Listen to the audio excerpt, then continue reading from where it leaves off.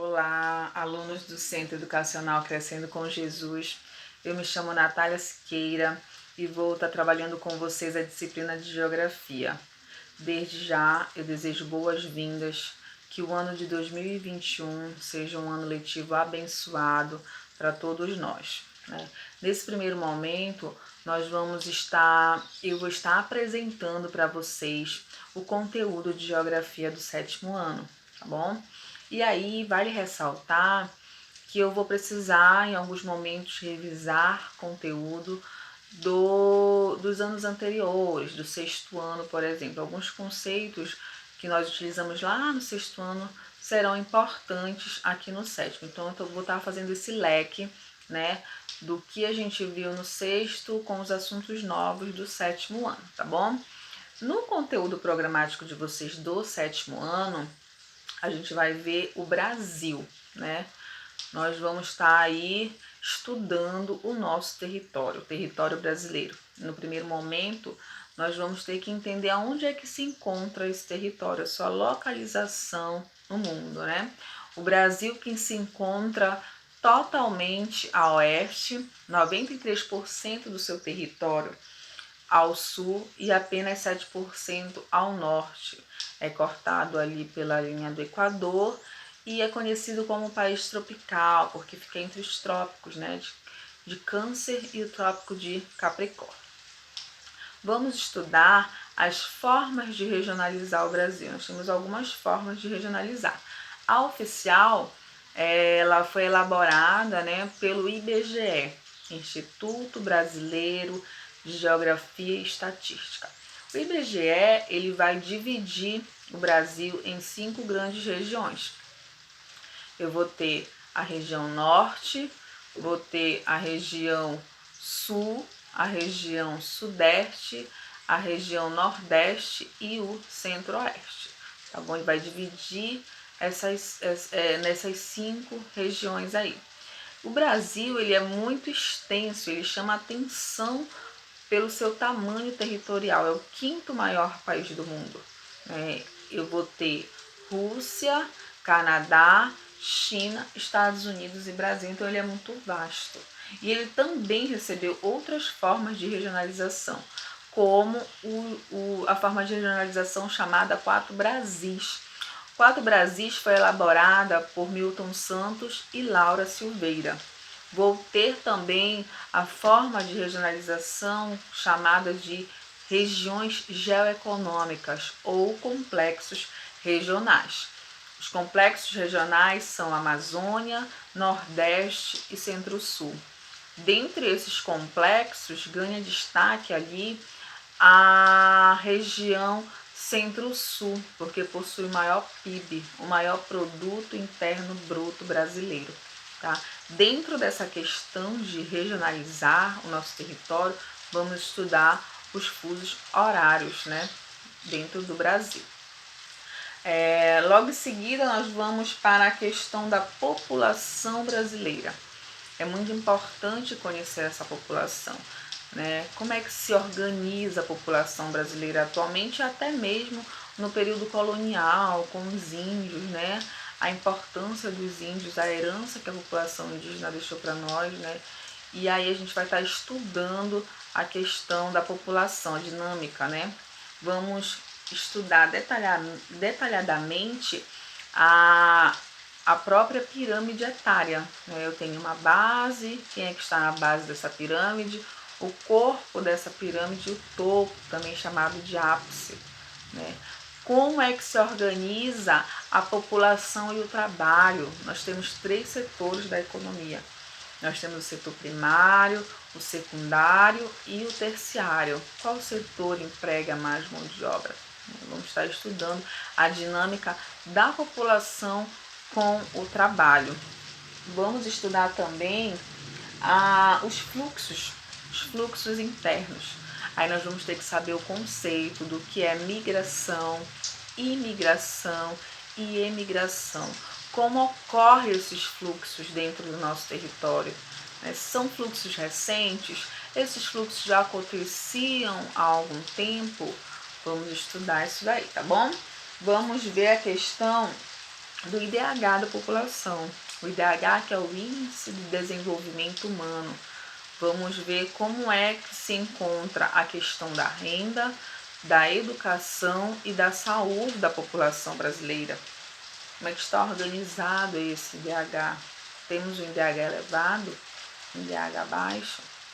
Vamos ver a questão da população, né, da produção agrícola. Vamos ver o espaço rural e essa produção agrícola, como é que está organizada.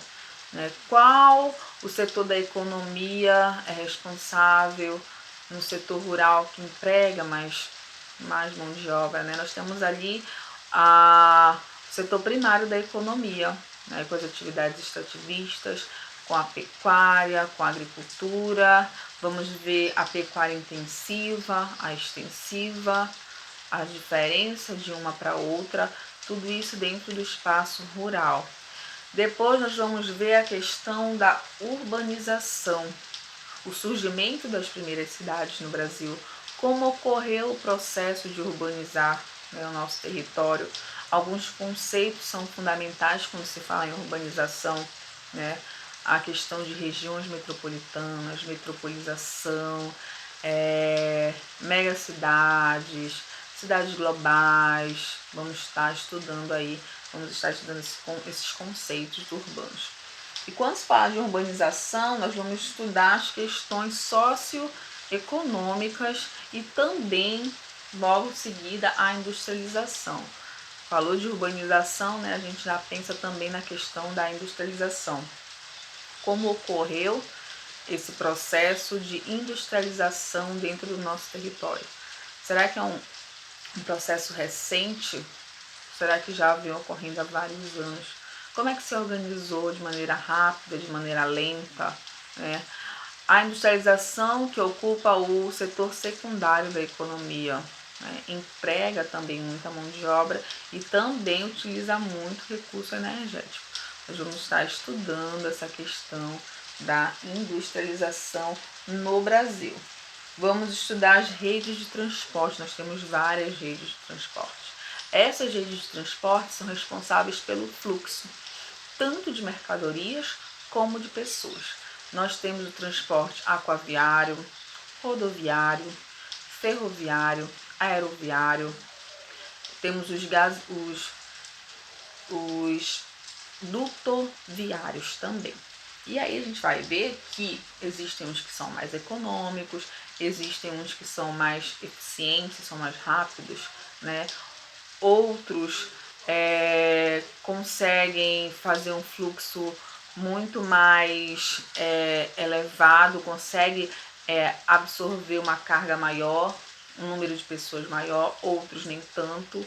Então a gente vai estar estudando, vai estar vendo a característica de cada um desses meios de transporte aí, tá bom?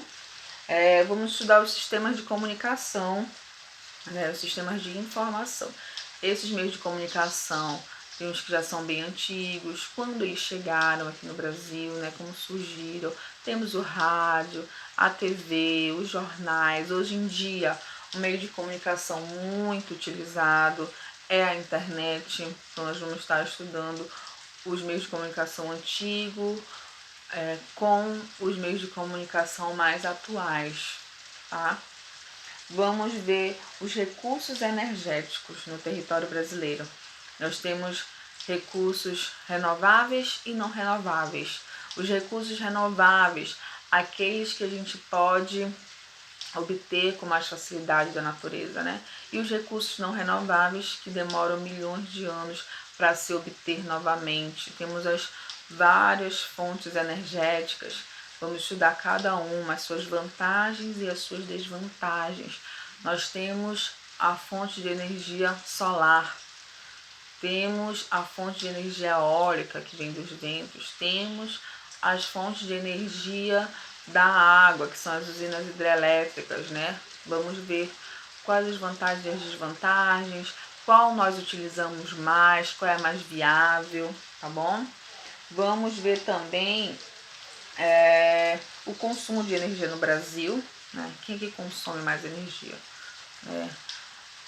A indústria, as residências, vamos estudar aí essa questão dos recursos energéticos, a distribuição de energia no Brasil, na verdade. Vamos ver algumas questões ambientais, vamos estudar a estrutura geológica brasileira, né, as características da nossa estrutura geológica. Vamos ver o uso do solo, né, as formas de relevo, planalto, planície, as depressões. Vamos estudar as regiões hidrográficas. O Brasil que é rico em recursos hidrográficos, né? Temos várias bacias hidrográficas, vamos estudar cada uma delas. Vamos estudar os problemas ambientais, que nós somos também os principais agentes poluidores dessas bacias. A água, que é um recurso tão essencial e que a gente acaba sendo responsável pela sua contaminação, pela sua poluição. Nós temos aí os aquíferos, as águas subterrâneas, né? O aquífero do Guarani, Alta do Chão, são muito importantes. Vamos ver também os tipos de clima, as massas de ar, as questões climáticas, né? Os problemas ocasionados aí pelo clima, o que é tempo, a importância da massa de ar. E para finalizar, vamos estar estudando a questão dos domínios morfoclimáticos, as características desse domínio, as características do relevo, as características da fauna, da flora, né? Os biomas, qual a importância dos biomas, né?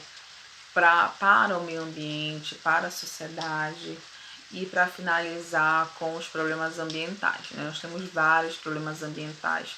Temos aí o problema do lixo. Nós temos muito problema com relação ao lixo. Eu tenho vários tipos de lixo. Eu tenho lixo doméstico, eu tenho lixo hospitalar.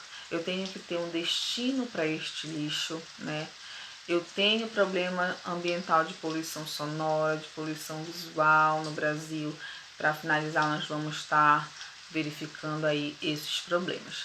Desde já, eu agradeço muito a participação de vocês aqui nesse primeiro momento, né? E vamos sim estar enviando atividades para vocês. Qualquer dúvida, me procurem. E muito, muito obrigada e um abraço para vocês. Aguardo vocês no próximo encontro, tá bom?